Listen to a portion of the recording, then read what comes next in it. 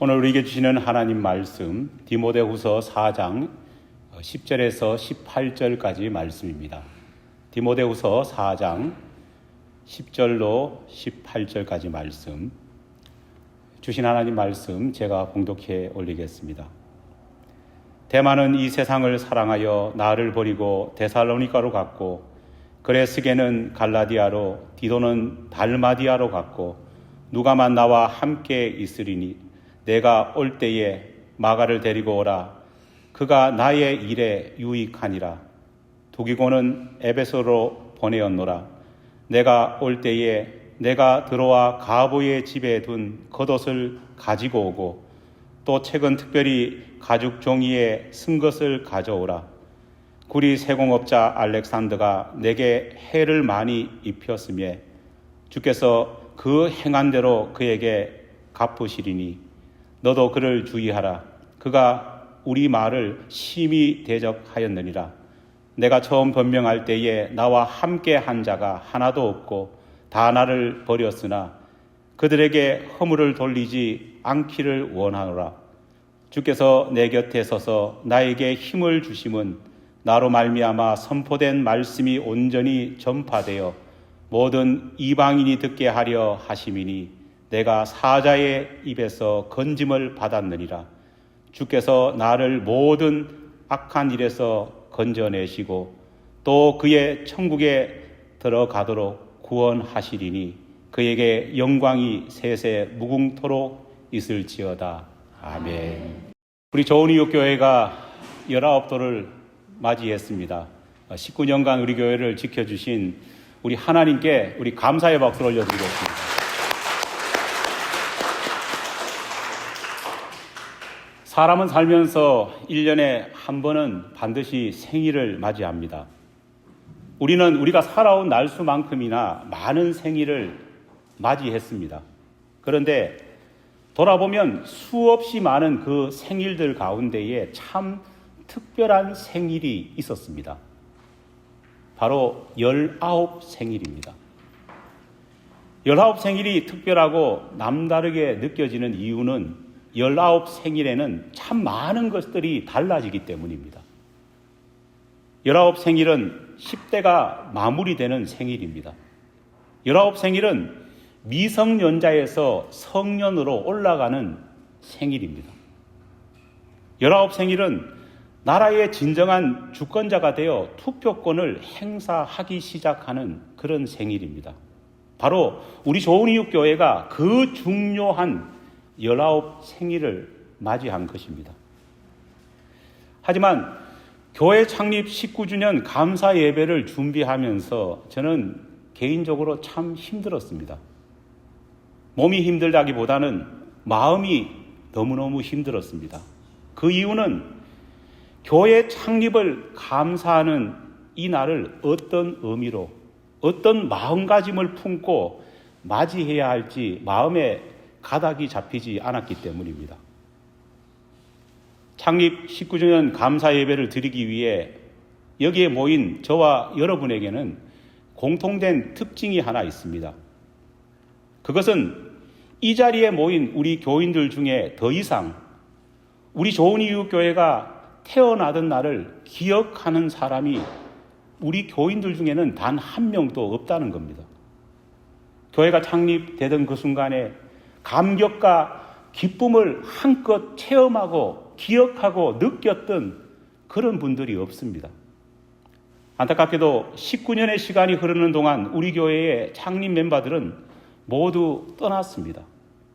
그런 상황 속에서 오늘 이 특별한 날에 우리 김철웅 장로님, 노신숙 권사님 네 분이 방문해 주시고 우리 김종훈 집사 네 분이 우리 교회를 이 생일을 기억해서 와주셔서 개인적으로 얼마나 감사한지 모르겠습니다.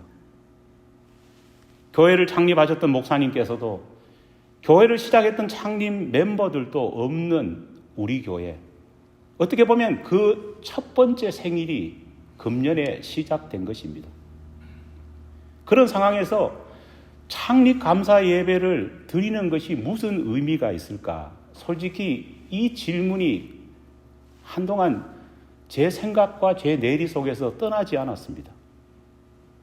사람들은 사라져버렸고 교회 이름만 남아있는 이런 상황 속에서 과연 중간에 온 우리가 창립 감사 예배를 제대로 드릴 수 있을까 고민하던 저에게 하나님께서는 이런 마음을 주셨습니다. 성경 말씀을 주셨으면 더 은혜스러웠겠지만 성경 말씀은 아닙니다. 생뚱맞게 하나님께서 제 마음 가운데에 생각나게 하신 말은, 제 마음을 사로잡고 저에게 도전을 주었던 그 말은 바로 우리 속담에 있는 나은 정보다 기른 정이 더 크다는 말입니다. 여러분, 나은 정이 클까요? 아니면 기른 정이 클까요? 얼핏 이 질문을 받아보면은 닭이 먼저냐 달걀이 먼저냐는 질문처럼 쉽게 답을 하기 어려운 듯하게 느껴집니다. 하지만 이 질문의 답은 그렇게 어렵지 않습니다. 왜냐하면 우리가 살고 있는 현실 속에서 이 질문에 대한 답이 너무 명료하게 우리 눈에 보이기 때문입니다. 아이를 낳지 못해 또 아기를 중간에 피치 못할 사정 속에서 낳아버린 그런 미혼모 같은 어머니들이 이 아이를 어떻게 할까 고민하다가 입양기관에 맡기는 어머니들을 우리는 주변에서 심심치 않게 봅니다. 어린 핏덩이를 낳은 정이 얼마나 컸겠습니까? 그런데도 그렇게 아이를 떠나보내는 어머니, 그런 어머니들이 있습니다. 그런데 저는 이렇게 아이를 떠나보낸 어머니 중에서 그 아이를 다시 찾는 어머니를 거의 본 적이 없습니다. 간혹 입양된 아이가 장성해서 친모를 찾는 경우는 심심찮게 있습니다. 하지만 아이를 입양 보낸 그 진짜 친모는 아이를 거의 찾지 않습니다. 오히려 많은 어머니들이 아이 없이 홀가분한 마음으로 새 출발하는 모습을 저는 더 많이 봤습니다. 그러나 그런 아이를 입양해서 키우는 양부모의 모습은 전혀 다릅니다. 비록 자신이 배 아파 낳은 아이는 아니지만 양부모들은 입양한 아이가 병에 걸릴까봐, 사고를 당할까봐 정말 살뜰하게 키웁니다. 제 친구 중에도 아이를 입양한 목사가 있습니다. 얼마 전에 그렇게 입양한 딸이 중간에 사고로 실종된 어느 안타까운 가정의 이야기를 제가 다큐멘터리로 본 적이 있습니다. 자신이 낳은 친자식은 아니지만 양 아버지, 양 어머니가 얼마나 슬퍼하고 얼마나 괴로워하든지요. 나중에는 이 양부모가 생업까지 중단하고 그 자식을 찾겠다고 전국 각지로 헤매고 다니는 것을 보았습니다. 낳은 정보다 기른 정이 훨씬 큽니다. 기른 정은 낳은 정과 비교할 수 없을 만큼 깊습니다. 낳은 부모는 엄청난 출산의 고통을 한 번 경험한 것일 뿐이지만 아이를 기른 부모는 아이가 성인으로 독립할 때까지 수십 년간 그 아이와 함께 뒹굴고 아이와 함께 울고 아이를 품에 안고 기도하고 그 모든 세월의 무게를 다 겪어야 하기 때문입니다. 그 속에서 수많은 이야기가 아이들과 그 아이와 써내려가는 것을 우리는 기억합니다. 우리는 좋은 이웃 교회를 낳은 사람은 아닙니다. 저도 낳지 않고 여러분도 낳지 않았습니다. 하지만 우리에게는 낳은 정은 없다고 하지만 우리에게는 낳은 정보다 훨씬 진하고 깊은 어떤 정이 있을까요? 기른 정은 있습니다. 홀로 남은 아픈 아이 같은 좋은 이웃 교회를 부둥켜 안고 이 교회가 쓰러지지 않도록, 이 교회가 넘어지지 않도록, 이 교회가 사라지지 않도록 저와 여러분은 이 교회를 붙잡아 왔습니다. 교회를 창립하셨던 분들 가운데 우리 교회가 태어난 이 창립 기념일을 기억하시는 분이 과연 몇 분이나 될까요? 우리 김철웅 장로님이나 김종훈 형제같이 기억하는 분도 물론 계실 겁니다. 그러나 단언컨대 그때 모였던 많은 사람들 가운데에 우리 좋은 이웃 교회가 태어난 이 날을 기억조차, 아니 생각조차 안 하는 분들이 태반일 겁니다. 이미 떠나보냈는데 뭘 그런 것까지 다 기억해 그렇게 말씀하실 분도 있을지 모르겠습니다. 어쩌면 자신이 낳았지만은 자기 품을 떠난 마치 그런 아이처럼 새 출발하려는 어머니처럼 좋은 이웃 교회를 잊어버리고 싶은 분도 있을지 모르겠습니다. 하지만 적어도 저와 여러분은 비록 우리가 낳지는 않았지만 좋은 이웃 교회가 태어난 이 생일날을 우리는 기억하고 있습니다. 좋은 이웃 교회가 태어난 이 생일날을 우리는 감사하고 우리는 기뻐하고 축하하고 있습니다. 여러분, 누가 진정한 창립 멤버이고 누가 진정한 이 좋은 이웃 교회의 생모이겠습니까? 흥미롭게도 예수님께서는 교회를 자신의 몸에 비유하셨습니다. 왜 예수님께서 허고 많은 비유 대상들 가운데 하필이면은 사람 몸에 빗대어서 교회를 여러분 설명하신 것일까요? 지난주 몇 주 동안 제가 교회 창고를 혼자서 이렇게 정리하고 있습니다. 왜냐하면은 19년의 세월 가운데에 우리 시설들, 우리 특별히 예배 용품들이 너무 낡았기 때문에 야, 이거 바꿔야 되는데 생각을 하면서 그래도 가지고 있는 것을 확인하고 새롭게 한번 해봐야 되겠다 싶어서 혼자 목요일마다 또 뭐 수요일 때도 시간 될 때마다 나와서 교회 창고를 정리하고 있습니다. 그런데 지난주 교회 창고를 정리하다가 그만 손톱이 이 살갗이 조금 벗겨진 적이 있습니다. 경상도 말로 까시래기가 이런 겁니다. 고작 몇 미리밖에 되지 않는 살갗이 살짝 벗겨졌는데도요, 얼마나 아픈지 모릅니다. 일을 하는데 자꾸 여기가 쓰라려서 일을 할 수 없는 겁니다. 그래서 벗겨진 이 살갗을 어떻게 할까 고민하다가 손톱으로 잡아 뜯어봤습니다. 하지만 곧 포기했습니다. 잡아 뜯어보니까요, 잘 뜯기지도 않을 뿐더러 더 아팠기 때문입니다. 그래서 나중에는 어떻게 했느냐, 좀 무식한 방법이지만 입으로 물어 뜯어보려고 했습니다. 하지만 입으로 물어 뜯으려는 그 시도를 했는데 순간 그 선택이 최악의 선택인 걸 금방 알아차렸습니다. 하는 수 없이 일을 중단하고 교회 사무실로 내려와서 손톱깎이를 찾았습니다. 그런데 다행히 교회 책장 안에 손톱깎이가 있어가지고 가시래기를 모두 잘랐습니다.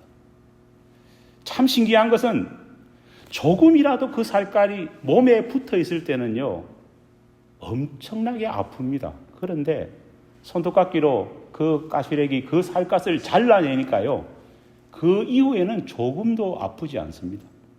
바닥에 그 살갗이 내동댕이 쳐져도 심지어 발로 밟혀도 전혀 아프지 않는 것입니다. 누가 좋은 이 교회에 이 예수님의 몸이라고 하는 진정한 이 교회의 지체일까요? 누가 좋은 이웃 교회의 진정한 멤버고 누가 좋은 이웃 교회의 진정한 교인일까요? 우리 교회에 붙어 있는 사람입니다. 우리 교회와 우리 교회의 사정과 형편을 듣고 가슴 아파하고 함께 기뻐하고 함께 공감하는 사람이 아니겠습니까? 누가 연정자 집사 이야기를 했을 때 이렇게 가슴 아파하고 눈물 흘리면서 안타까워하겠습니까? 우리 교회에 속해 있기 때문에 안타까워하지 않겠습니까? 좋은 이웃 교회는 물건이 아닙니다. 그렇다고 좋은 이웃 교회는 건물도 아닙니다. 좋은 이웃 교회는 좋은 이웃 교회라고 하는 상호도 아닙니다. 좋은 이웃 교회는 예수 그리스도의 몸을 이루는 지체들입니다. 좋은 이웃 교회 성도라면 당연히 어떤 상황, 어떤 순간이든지 우리 좋은 이웃 교회의 관심과 사랑이 꺼지지 않아야 합니다. 저도 자식이 있지만은요, 부모는 자식이 어디 가 있든지 간에 모든 신경이 누구에게 가 있습니까? 자식에게 향해 있습니다. 내 자식이 바로 우리 집 옆 동네에 산다고 할지라도, 아니 지구 반대편의 먼 나라에 살고 있다 하더라도 부모의 마음, 부모의 사랑은 자식에게 향해 있는 것입니다. 우리 좋은이웃교회의 진정한 일원이고 진정한 지체라면요, 주님이 맡겨주신 이 교회를 향한 관심과 애정이 있는 사람이라면요, 어디에 있든지 간에 주님이 맡겨주신 이 몸된 교회를 생각할 수 있어야 합니다. 멀리 떨어져 있다고 길가에 굴러다니는 돌멩이처럼 교회를 생각해서는 안 됩니다. 돌멩이처럼 그냥 굴러 잘 굴러가겠지, 그렇게 생각해서는 안 된다는 겁니다. 막달라 마리아와 여인들은 이미 장사되어 이미 죽어 무덤에 누워있는 죽은 예수님의 그 몸이라도 돌보기 위해서 새벽 일찍 주님의 몸에 바를 향품을 들고 주님의 무덤을 찾아갔습니다. 예수님이 살아 계셔도, 예수님이 죽어 무덤에 누워 계셔도, 예수님이 그들 바로 옆에 계셔도, 아니 예수님이 멀리 떨어진 예루살렘 한 귀퉁이에 무덤 속에 누워 계셔도 예수님을 향한, 예수의 몸을 향한 그들의 사랑과 애정은 변함없었습니다. 적어도 교인이라면 주의 몸된 교회를 향해 이 정도의 관심과 이 정도의 사랑을 가지고 있어야 합니다. 그래야지 예수의 몸인 이 교회가 흐름해지지 않고 천덕꾸러기가 되지 않고 건강한 모습을 가질 수 있습니다.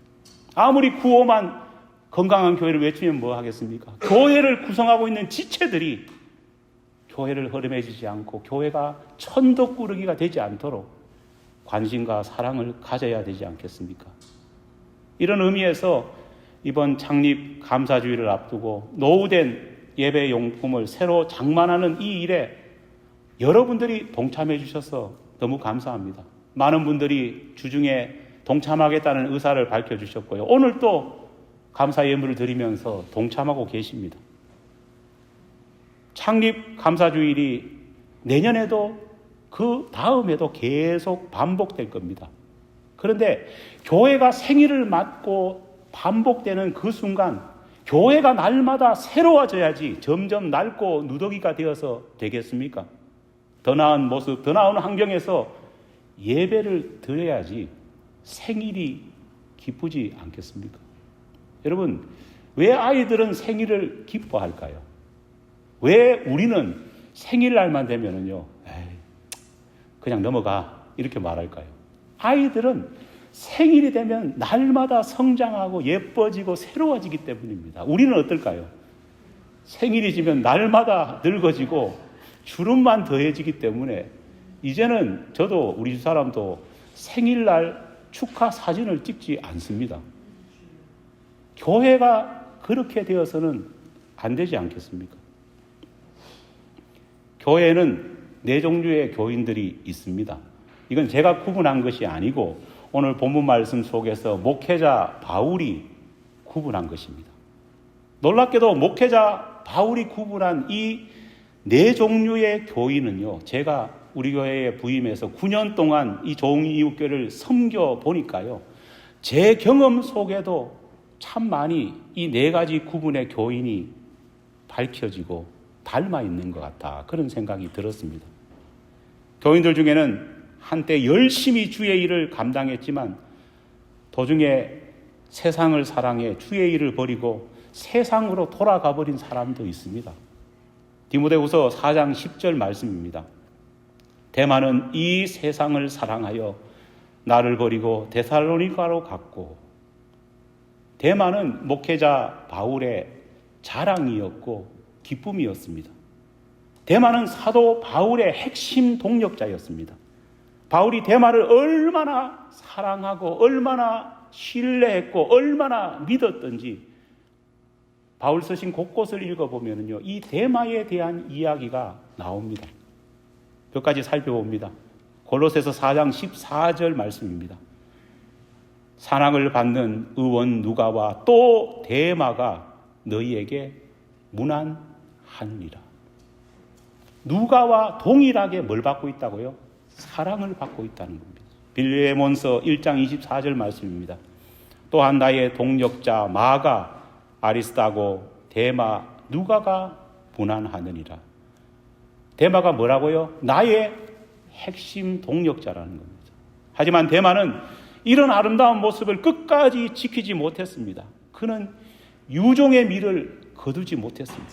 그는 중도에 사탄의 유혹에 넘어가 버렸고 하나님과 하나님의 일을 버리고 사역자 바울을 버리고 세상으로 가버렸습니다. 성경은 그 이유를 그가 세상을 사랑했기 때문이라 우리 한글 성경에는 그렇게 기록합니다. 하지만 헬라어 성경을 보면은요, 세상을 사랑했다라는 이 표현을 데마가 사랑하는 대상이 바뀌어 버렸다, 그렇게 원문에서는 기록하고 있습니다. 안타깝게도 지난 19년의 세월 동안 데마처럼 우리 곁을 떠나간 분들이 참 많습니다. 심지어 교회를 다니지 않고 완전히 세상으로 돌아가 버린 분도 계셔서 얼마나 안타까운지 모릅니다. 하지만 기억합시다. 아무리 과거의 주를 위해서 수고를 많이 했다고 할지라도, 아무리 예전에 이 교회를 뜨겁게 사랑했다고 할지라도 지금 그 모습을 이어가지 못한다면요, 다 허사일 뿐입니다. 그래도 데마처럼 떠난 사람은 그래도 양반입니다. 사도 바울이 분류한 두 번째 또 다른 교인은 이렇습니다. 그들은 교회를 떠나는 것은 물론 교회에 해를 끼치면서 떠난 사람이 있다는 겁니다. 본문 14절 말씀입니다. 구리 장색 알렉산더가 내게 해를 많이 보였음에 주께서 그 행한 대로 저에게 갚으시리니 너도 저를 주의하라. 저가 우리 말을 심히 대적하였느니라. 데마는 그래도 조용히 교회를 떠났습니다. 하지만 알렉산더는 달랐던 것 같습니다.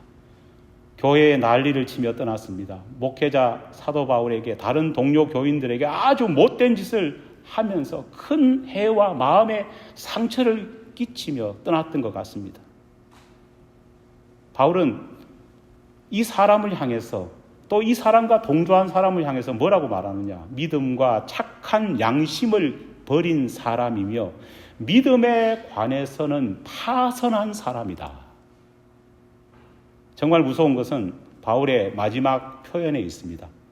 이들은 사탄에게 내어준 사람이다. 아무리 오래 예수를 믿어도 오늘 자신의 믿음을 예수 안에서 지키지 못한다면요, 우리는 사탄의 노략질에 넘어질 수밖에 없습니다. 그래서 말년에 더욱더 신앙의 정진을 해야 한다는 겁니다. 사도 바울은 세 번째로 또 다른 부류의 교인들에 대해서 말합니다. 바로 끝까지 남아있는 사람들에 대한 겁니다. 본문 11절 말씀입니다. 누가만 나와 함께 있느니라. 사도 바울의 말년은 참 무척 힘들었습니다.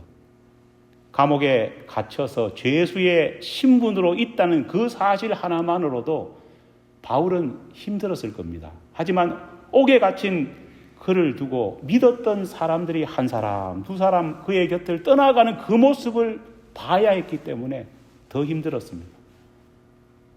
데마도 떠났습니다. 그리스게도 떠났습니다. 믿었던 디도마저도 떠나버렸습니다.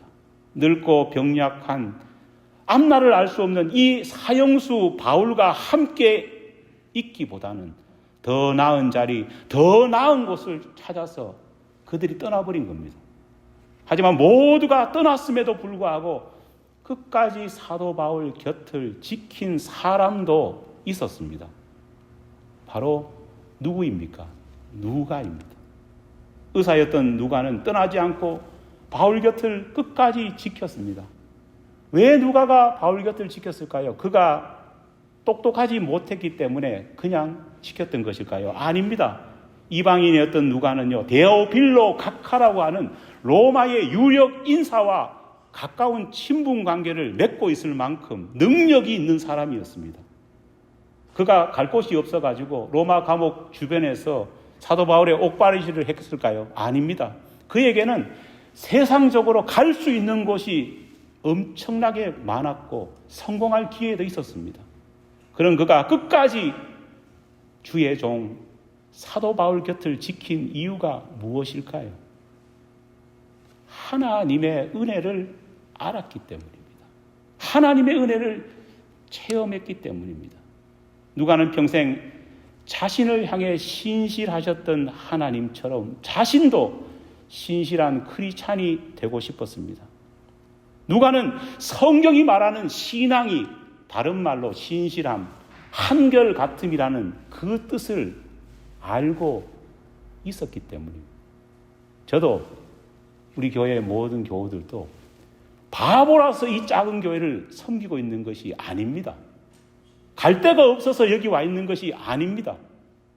우리는 하나님의 은혜를 체험했고 이 교회를 향한 우리에게 주신 하나님의 소명을 알기 때문에 이곳에 있는 것입니다. 자신만 사랑하고 자기 좋은 것만 선택하며 육신의 소욕을 쫓는 사람들은 우리 교회 같은 교회를 섬길 수 없습니다.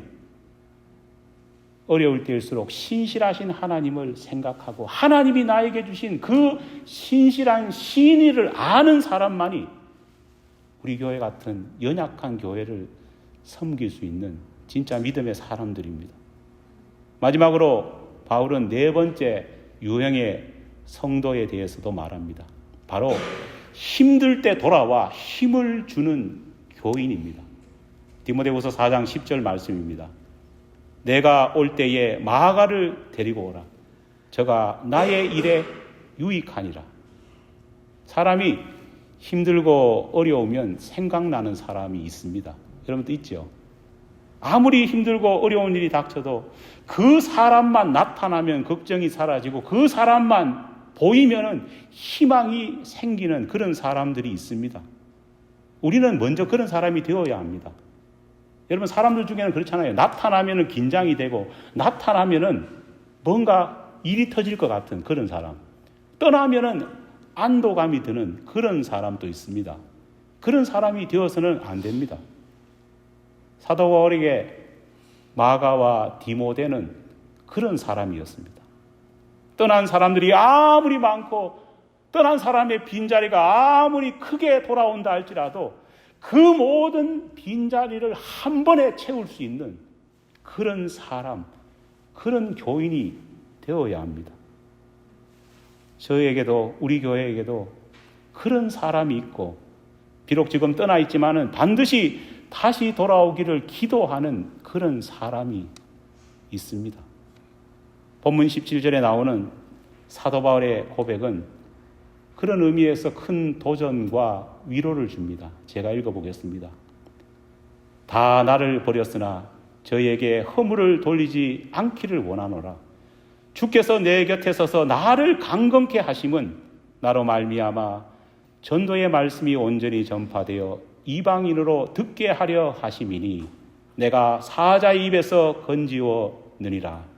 주께서 나를 모든 악한 일에서 건져내시고 또 그의 천국에 들어가도록 구원하시리니 그에게 영광이 세세 무궁토록 있을지어다. 아멘. 모두가 다 떠나버린다 할지라도 우리 곁에는 끝까지 남아 계시는 분이 계심을 우리는 잊어서는 안 될 것입니다. 바로 우리가 생명을 공급받고 우리 자신을 잇대어서 살고 있는 우리 주 예수 그리스도는 우리 좋은 이웃 교회와 영원히 함께 하십니다. 그분은 끝까지 우리와 함께 하십니다. 끝까지 우리 좋은 이웃 교회와 영원히 함께 가실 것입니다. 하나님께서 이끌어오신 19년, 하나님이 함께 또 열어갈 미래의 19년, 아쉬움의 넋두리를 풀어보았지만은 그래도 우리 주 예수 그리스도께서 우리 가운데 계시기에 우리 좋은 이웃교회의 앞날은 어떨까요? 항상 밝습니다. 이 비전을 품고 20주년을 향해 나아가는 우리 모두가 되기를 간절히 축원합니다.